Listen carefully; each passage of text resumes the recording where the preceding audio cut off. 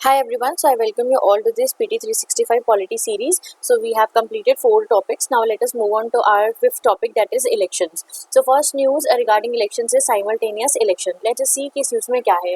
Why was this a news? Recently Prime Minister reached the pitch for simultaneous elections, that is one nation one election. लोक सभा और state assemblies के सारे elections जो है simultaneous एक साथ होने चाहिए. So let us first see the constitution provisions जो simultaneous elections से related है. First is Article 83. Article 83 stipulates that Lok Sabha shall have a normal term of 5 years from the date appointed for its first meeting and no longer. Article 83 बोलता है कि लोक सभा का जो टाइम पीरियड है वो 5 साल होना चाहिए जब पहली मीटिंग से. Article 85 states that President of India has the power to dissolve the Lok Sabha on the advice of Union Cabinet. Article 85 में प्रेसिडेंट के पास पावर है कि वो लोक सभा को डिसॉल्व कर सकते हैं यूनियन कैबिनेट की एडवाइस के ऊपर. ऐसे ही article 172 it lays down the term for legislative assemblies for 5 years. तो लोकसभा के लिए है 83 and for the legislative assemblies it is 172. 174 जो है गवर्नर को पावर देता है कि वो स्टेट असेंबली को डिसॉल्व कर सकते हैं on the advice of the state cabinet. Now what is a simultaneous elections all about? It means a structuring of Indian election cycle in a manner that elections to the Lok Sabha and to the state assemblies are synchronized together. मतलब कि लोक सभा assembly के जो elections हैं as well as जो state assemblies हैं उनके जो इलेक्शंस हैं वो एक साथ हों. Under which the voters in particular constituency vote for both the same day. मतलब दोनों के लिए एक ही दिन पे. मतलब ऐसा नहीं कि सारे लोग एक ही दिन पे करेंगे, बट एक कॉन्स्टिट्यूंसी पे जो जितने भी लोग हैं वो लोकसभा स्टेट असेंबलीज के लिए इलेक्शंस पे एक ही दिन वोट करेंगे.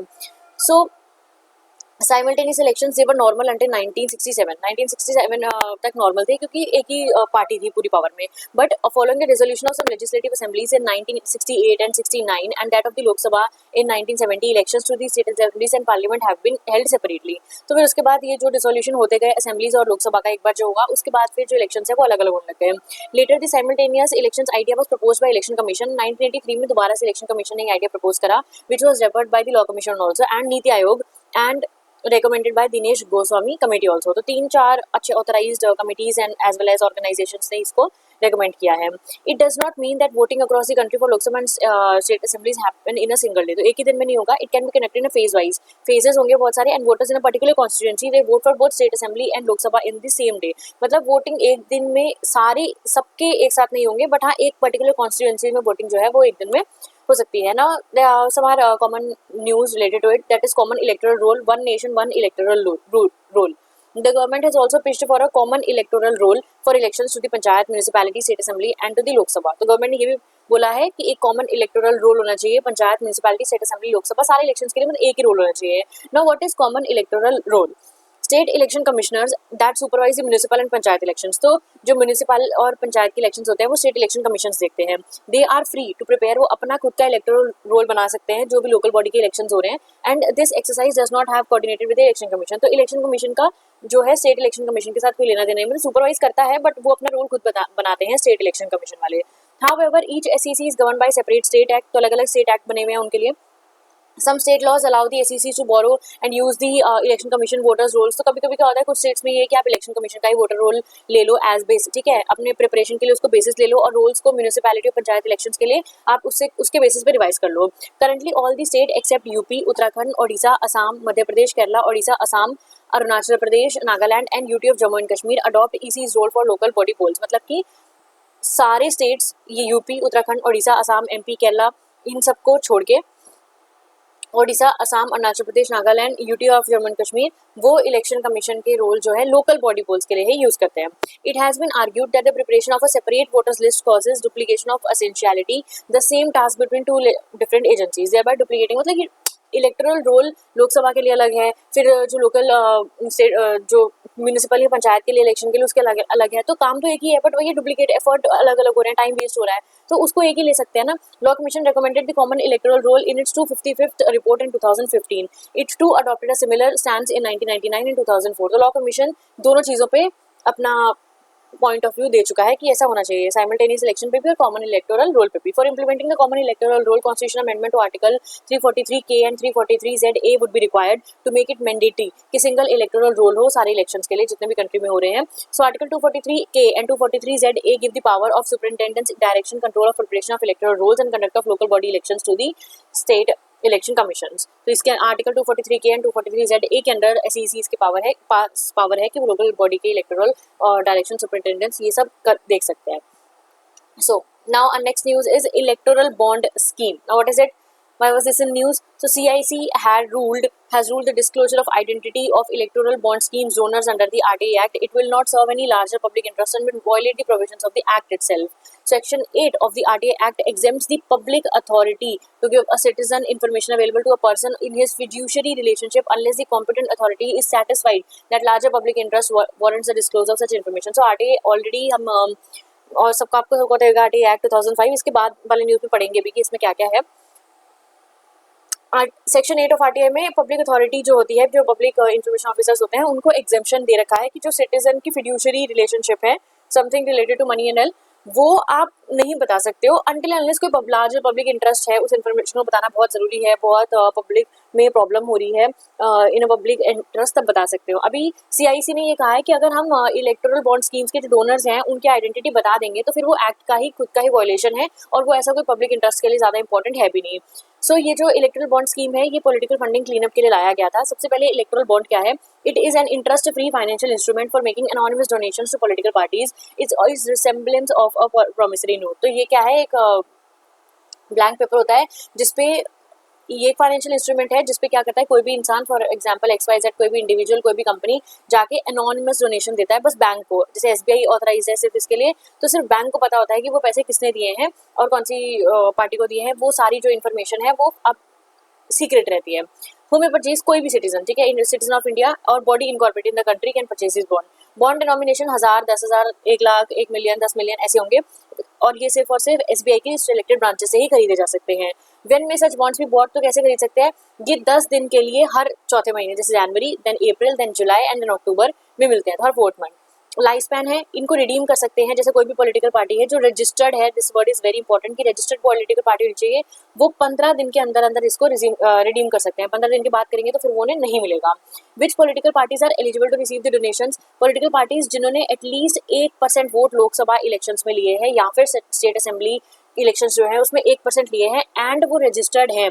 वो political parties which are registered under the section 29A of the representation of peoples act 1951 और इसके साथ प्लस हमें ही है ये, ठीक है, प्लस ये प्रोविजन है कि 1% वोट लोकसभा की स्टेट असेंबली इलेक्शन में उन्हें चाहिए. Electoral bond scheme was announced in the union budget of 2017 and 18. Next news is voting rights to the NRIs. So election commission ने रिसेंटली प्रपोज किया है कि NRIs को जो है अपने वोट्स पोस्टल बैलेट से कास्ट करने चाहिए, जैसे जो बाहर रह रहे हैं. So what is postal ballot? सबसे पहले देखते हैं. It is type of a voting where by electronically transmitted postal ballot papers are distributed to electors and return by the post. तो ये जो electronically transmitted postal ballot papers हैं ETPP, इनको distribute किया जाता है. इसमें क्या होता है कि इलेक्ट्रॉनिकली डिस्पैच कर देते हैं और ऑर्डिनरी मेल से फिर उनको रिटर्न कर लेते हैं. Currently only this is available to the service voters, ठीक है. सर्विस वोटर्स कौन से होते हैं? जैसे वो लोग जो कि आर्म फोर्सेस में है, या फिर जो गवर्नमेंट ने जिनको आउटसाइड इंडिया कोई काम दे रखा है, या फिर जो वो इलेक्शन के टाइम पे कहीं पर बिजी होते हैं, तो उनके लिए ये प्रोविजन है. जैसे टीचर्स वगैरह दूसरी स्टेट में हैं तो वहाँ पे लिए आप ये पोस्टल बैलेट वाला जो प्रोविजन है उसको चूज कर सकते हो. So to extend the ETPBS to overseas voters, government only needs to amend the conduct of election rules 1961. तो ओवरसीज वोटर्स के लिए एक्सटेंड करने के लिए भी उन्हें ये अमेंडमेंट करना पड़ेगा. And it also does not require the parliament note. तो पार्लियामेंट के यहाँ पे प्रोविजन परमिशन की कोई भी ज़रूरत नहीं है. 3 टाइप की कैटेगरी के इलेक्टर्स होते हैं इंडिया में. एक तो जनरल इलेक्टर्स जो रेगुलर रेजिडेंट्स होते हैं, ठीक है, जिनकी एज 18 ईयर्स है, उनके पास उनका वोटर ID कार्ड है और वो जाके वोट कर सकते हैं. ओवरसीज इलेक्टर्स जो कि हैं NRIs, जिनके पास इंडियन पासपोर्ट है, जिनका अभी ये पोस्टल बैलेट वाला जो प्रोविजन है वो नहीं है. उसके बाद है सर्विस इलेक्टर्स, वो मेंबर्स आर्म फोर्सेज या फिर जो गवर्नमेंट ने इंडिया के बाहर उन्हें अलाउ कर रखा है. ये इनके पास ऑप्शन होता है या तो ये पोस्टल बैलेट से कर दे या फिर प्रॉक्सी वोटर. प्रॉक्सी वोटर मतलब कि एक ऐसा इंसान जो उनके बिहाफ पे वोट करके आ जाए और उसका वोटर ID होना चाहिए, तब वो जाके वोट कर सकता है. नाउ जो इलेक्शन कमीशन का प्रपोजल है उसके बारे में पढ़ते हैं. तो election commission inform the government that it is ready to extend the ETPBS system to voters abroad. तो इलेक्शन कमीशन बताया कि हमारी पूरी तैयारी है, हम ये कर सकते हैं. जो भी 2021 के इलेक्शन होने वाले हैं, असम, वेस्ट बंगाल, केरला, तमिलनाडु, पुडुचेरी में, इनके लिए हम लोग रेडी है. So to extend this ETPBS to overseas voters, government only needs to amend this act जो है कंडक्ट ऑफ इलेक्शन रूल्स 1961. इसमें पार्लियामेंट की परमिशन की जरूरत नहीं है. Any NRI interested in voting through the postal ballot, उनको क्या होगा, रिटर्निंग ऑफिसर को इन्फॉर्म करना पड़ेगा not later than 5 days after the notification of election. जैसे इलेक्शन का नोटिफिकेशन आ गया, 5 दिन के अंदर अंदर एक एनआरआई को जो भी इंटरेस्ट है वोटिंग करने में, वो रिटर्निंग ऑफिसर को information they they. On receiving जैसे ही इन्फॉर्मेशन मिलेगा, जो रिटर्निंग ऑफिसर है वो पेपर बैलेट को इलेक्ट्रॉनिकली डिस्पैच कर देगा। नाउ एनआरआईज क्या करेंगे, अपना प्रेफरेंस उसका प्रिंट आउट लेंगे, पहले प्रिंट आउट लेके उसका प्रेफरेंस अपना मार्क कर देंगे और उसको वापस भेज देंगे एक डिक्लेरेशन के साथ, जो कि कोई भी एक ऑफिसर जो डिप्लोमेटिक या काउंसिल रिप्रेजेंटेटिव इंडिया ने अपॉइंट कर रखा है, जहाँ पे भी वो एनआरआई रह रहा है, उसको जाके वो दे देंगे। Through this move Indian NRIs they can also participate in Indian democracy. तो इससे कि जो बाहर रह रहे हैं, यहाँ पर नहीं आ सकते हैं किसी ना किसी प्रॉब्लम की वजह से, उनके पास इंडियन पासपोर्ट है, तो वो वोटिंग कर सकते हैं और उनको basic human right that is right to vote entitle किया जाएगा इससे। बहुत सारी कंट्रीज ने जो है उन्होंने अलाउ कर रखा है, लेकिन उनके अलग अलग रूल्स हैं। For instance British citizen living abroad can vote by post, या फिर वो प्रॉक्सी दे सकते हैं। तो ऐसे काफी सारी कंट्रीज हैं जिन्होंने प्रोविजन किया है, तो India is not the first country. So how there are also concerns like compromise over secrecy, यहाँ पे वोट की सीक्रेसी नहीं रहेगी, लॉजिस्टिक चैलेंज हो सकता है, वोटिंग का इन्फ्लुएंस हो सकता है बाहर वाली कंट्रीज में, सो बहुत सारे चैलेंजेस तो रहते ही हैं। नाउ एनआरआई वोटर या ओवरसीज इलेक्टर, एनआरआई और ओवरसीज इलेक्टर एक पर्सन है जो इंडिया का सिटीजन है, जो कंट्री में एब्सेंट है अपनी एम्प्लॉयमेंट या एजुकेशन के चक्कर में, लेकिन उसने किसी और कंट्री की सिटीजनशिप एक्वायर नहीं करी है, and is also eligible to be registered as a voter as mentioned in your passport. According to the estimates of ministry of external affairs, there are about 3.10 crore NRIs जो बाहर countries में रह रहे हैं। In last Lok Sabha elections रफली 25,000 of them flew to India to vote. तो 25,000 लोग India आए भी थे वोट करने के लिए। Current process of voting for NRIs क्या है? Voting rights for NRIs they were introduce only in 2011, तो कोई बहुत पुराना प्रोविजन नहीं है। एनआरआई की वोटिंग 2011 में ही इंट्रोड्यूस करी गई है, तो amendment to the representation of peoples act 1950 को अमेंड करके इनको ऐड किया गया है। And they can vote in the constituency in our place of residence as mentioned in the passport, जहाँ पर उनका पासपोर्ट का एड्रेस है, वहाँ पर जाके उस कॉन्स्टिट्यूशन में वो वोट कर सकते हैं। She can only vote in person and will have to produce a passport original at the polling station. अगर अपनी आइडेंटिटी स्टैब्लिश करना है तो पासपोर्ट देना पड़ेगा। Earlier the representation of people amendment bill 2017 that propose to extend proxy voting to overseas Indians lapse. तो 16th Lok Sabha में ये लैब्स हो चुका है बिल डिसोल्यूशन के लिए, कि उनकी प्रॉक्सी वोटिंग जो है उसको एक्सटेंड कर देना चाहिए। So next news is a delimitation commission. Lok Sabha speaker nominates 15 MPs to assess the delimitation commission. तो डीलिमिटेशन कमीशन जो है वो क्यों बनती है, कैसे बनती है, वो देखेंगे। कॉन्स्टिट्यूशनल प्रोविजंस क्या है। सी, डीलिमिटेशन कमीशन क्या है, what is it? It is the act of fixing limits or boundaries of territorial constitution in the country। तो पूरी कंट्री में हर एरिया में कॉन्स्टिट्यूएंसीज कैसे बननी है, कितना पॉपुलेशन का एरिया वहाँ पे आएगा, कितनी कॉन्स्टिट्यूएंसी एक स्टेट में बनेंगी, वो पूरा का पूरा काम डीलिमिटेशन कमीशन करती है।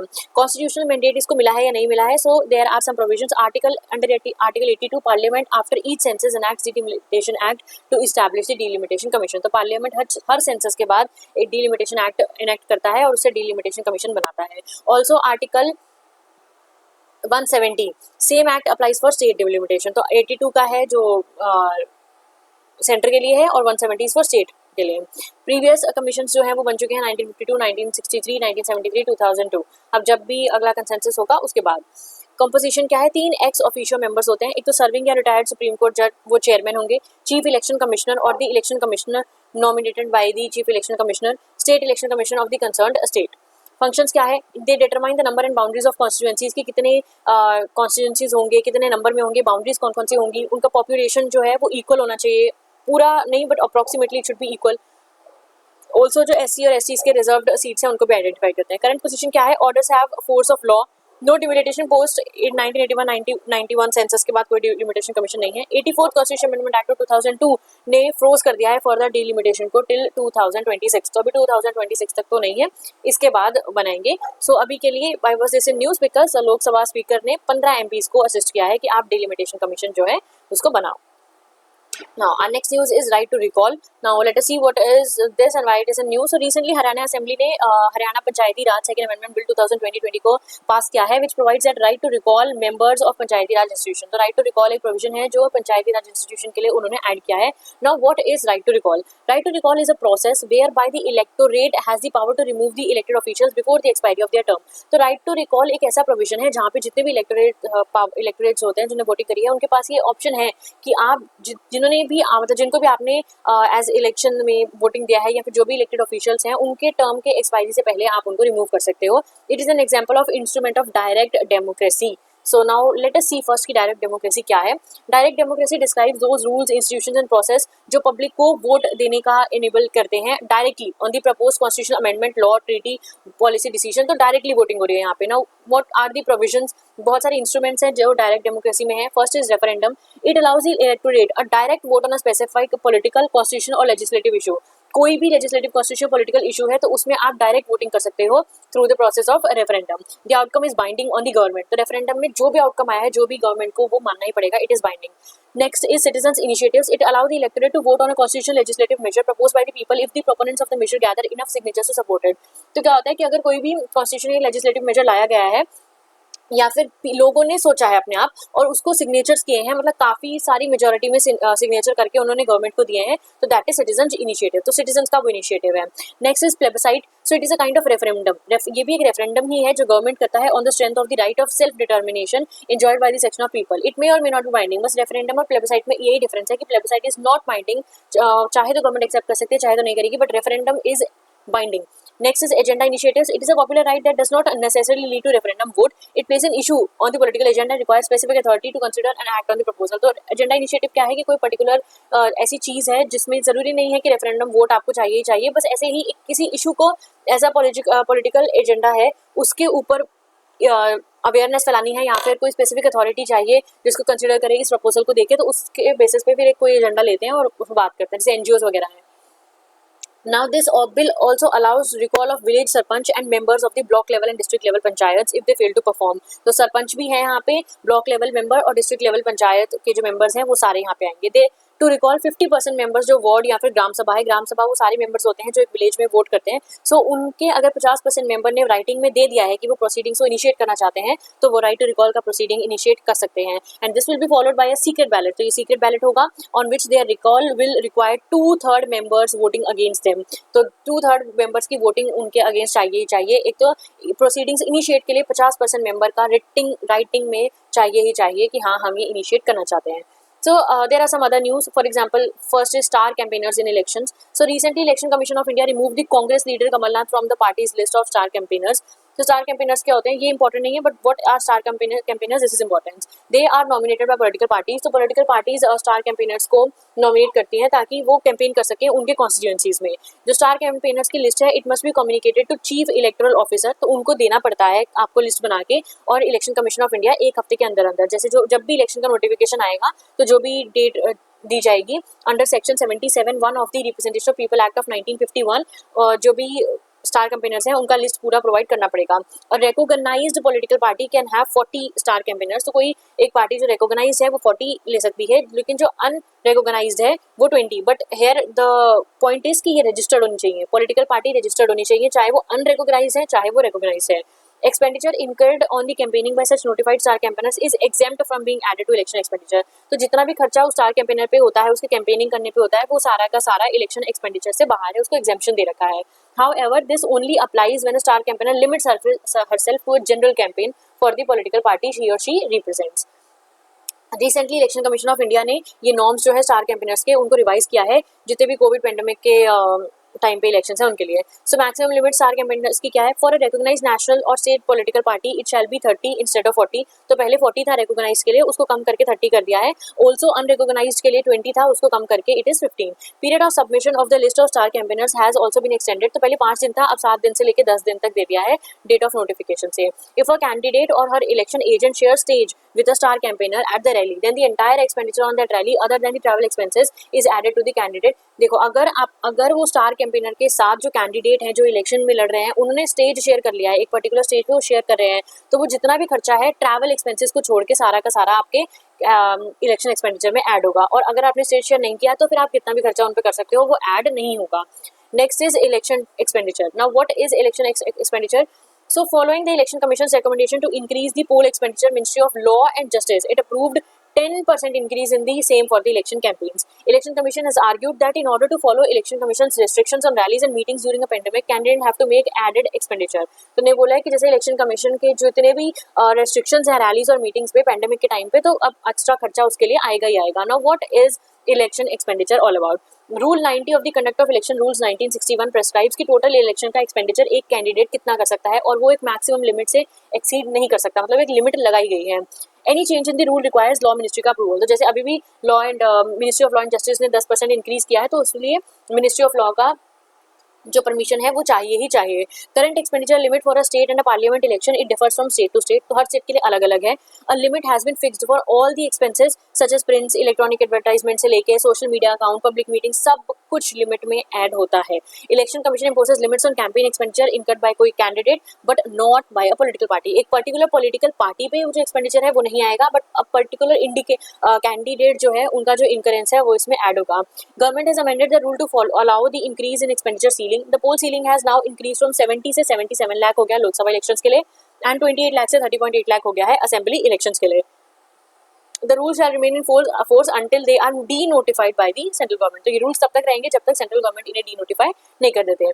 It is mandatory for all the candidates अपना अकाउंट बैंक उन्हें ओपन करना है एक्सपेंसेस के लिए, एंड पेमेंट्स जो होंगे वो चेक से होंगे डायरेक्ट उस बैंक से. उस बैंक अकाउंट में पैसा डालो और फिर चेक से आप पेमेंट करते रहो. Candidates are required to submit their expenditure statement election commission within 30 days of completion of the election. जैसे इलेक्शंस कंप्लीट हो जाएंगे उसके 30 दिन के अंदर अंदर किसी भी कैंडिडेट को अपना सारा एक्सपेंडिचर स्टेटमेंट इलेक्शन कमीशन के सामने शो करना है. इनकरेक्ट अकाउंट या फिर एक्सपेंडिचर सीलिंग के मतलब सीलिंग से ज़्यादा हो गया, लिमिट से ज़्यादा हो गया, तो फिर 3 साल के लिए उस पर्सन को, उस कैंडिडेट को डिस्क्वालीफाई कर दिया जाएगा. Next news is AWEB. Now recently Election Commission of India completed 1-year chairmanship of AWEB. Now what is this? It is Association of World Election Bodies. It is and organize an international webinar on issues and challenges and protocols for conducting elections during COVID-19. तो अभी recently Election Commission of India ने 1 साल अपना पूरा कर लिया ये AWEB that is Association of World Election Bodies को लेके, और इसमें एक इंटरनेशनल वेबिनार भी कराया गया है जिसमें जो भी चैलेंजेस या प्रोटोकॉल्स हैं इलेक्शंस को कंडक्ट करने के लिए during the time of COVID-19 वो सब शो किए गए हैं. सो ये एक लार्जेस्ट एसोसिएशन है इलेक्शन मैनेजमेंट बॉडीज का वर्ल्ड वाइड. 2013 में इसको एस्टैब्लिश किया गया था साउथ कोरिया में, बहुत ज़्यादा पुराना नहीं है. परमानेंट सेक्रेटरीट जो है वो सियोल में है. At present AWEB has 115 members. Last year India had taken its over a chair of AWEB in 2019 to 21 तक अभी चेयरमैन है. And India AWEB centre has been establish in New Delhi. तो सेंटर नई दिल्ली में है for documentation, research, training and for sharing of best practices and capacity building of officials of the AWEB members. तो उसके लिए दिल्ली में एक सेंटर बनाया गया है, वहाँ पे सारा डिस्कशन होता है. इसका मेन एम क्या है? To strengthen the process of election management in the member countries and it also seeks to foster the efficiency and effectiveness of conducting free, fair, transparent and participative elections पूरे world में. It also undertakes the election visitor and observation programmes सारी countries में कि जैसे election related management के practice हैं या फिर जितने मेंबर्स हैं इलेक्शन बॉडीज़ के, that is election management bodies के जितने मेंबर्स हैं उनको नॉलेज होनी चाहिए या फिर जो स्किल्स हैं वो शेयर करें एक दूसरे से, और कैसे भी करके जो इलेक्शंस हैं वो सही तरीके से सारे वर्ल्ड में होने चाहिए. So this is all about news related to the election. So thank you friends for watching this lesson. Please like and share the video and subscribe to the channel also, and we'll meet in the next one.